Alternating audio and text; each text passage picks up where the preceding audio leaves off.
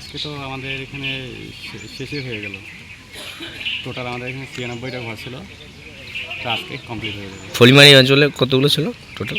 পরিমাণ ছিল টোটাল ১১০০ মতো ছিল, তো শেষের দিকে সব। কী নাম আপনার?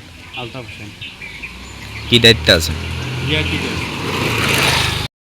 প্রথম আলোর বার্তায় কিন্তু আমরা জানতে পারলাম ভিআরপি কর্মীদের সূত্রে যে ইতিমধ্যে কিন্তু প্রায় ১১০০ ঘরের সার্ভে কিন্তু তারা কমপ্লিট করে আজকের দিনেও কিন্তু তারা ৯৬টি ঘর সার্ভে কিন্তু তারা সম্পূর্ণ করলেন।